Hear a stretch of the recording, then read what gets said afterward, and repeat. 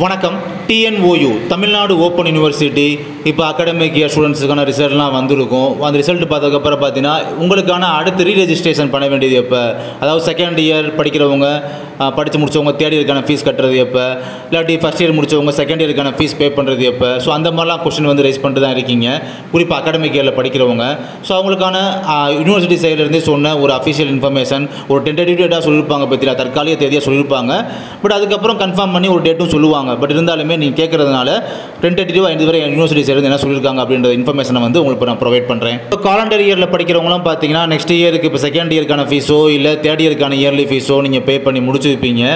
அப்புறம் அவங்களுக்கு அதுக்கு அடுத்த வருஷம் தான் நீங்கள் எடுத்து பே பண்ணணும் இல்லைங்களா, 2025 வருஷம். ஸோ அதுக்கான டேட்லாம் கொடுத்துருக்காங்க பாருங்கள். பிப்ரவரி 1ஆம் தேதி அந்த டேட் அப்படின்றது ஸ்டார்ட் ஆகுது, வெப் போர்ட்டல் ஓப்பன் பண்ணி விடுவாங்க. அதுக்கப்புறம் எப்போ அந்த வெப் போர்ட்டல் க்ளோஸ் ஆகுது பார்த்தீங்கன்னா ஏப்ரல் 15ஆம் தேதி, அதாவது அடுத்த வருஷம் ஏப்ரல் 15ஆம் தேதி க்ளோஸ் பண்ணிடுவாங்க. ஸோ அந்த 2 மாதம் 3 மாதத்துக்குள்ளே பார்த்தீங்கன்னா அந்த 2 மாதத்துக்குள்ளே பார்த்தீங்கன்னா நீங்கள் வந்து ஃபீஸ் அப்படின்றத பே பண்ணி ஆகணும். ஸோ இதுதான் டைம் டியூரேஷன் அப்படின்றது.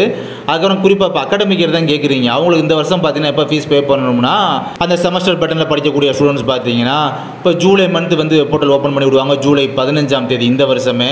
இது பார்த்தீங்கன்னா மே மாதம், இன்னும் ஜூன் ஜூலை 2 மாதம் தான் இருக்குது. ஜூலை 15ஆம் தேதி வெப் போர்ட்டல் ஓப்பன் பண்ணி விட்டாங்க அப்படின்னா ஸோ உங்களுக்கு 10ஆம் தேதி வரை டைம் கொடுக்குறாங்க.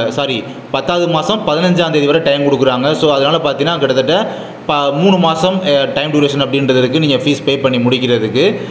அதுக்கப்புறம் அப்போயும் நீங்கள் பே பண்ண முடியல 10வது மாதம் அப்படின்னா அங்கிட்டிருந்து 15 நாள் தள்ளி பார்த்தீங்கன்னா அக்டோபர் மாதம் 30ஆம் தேதி வரை பார்த்தீங்கன்னா அந்த சமயத்தில் நீங்கள் ஃபீஸ் பே பண்ணுறீங்க அப்படின்னா கண்டிப்பாக நீங்கள் வந்து ஃபைனோட பார்த்தீங்கன்னா நீங்கள் வந்து ஃபீஸை வந்து அவங்க அக்செப்ட் பண்ணிக்கிடுவாங்க. ஃபைன் அப்படின்றது பே பண்ணி ஆகணும்.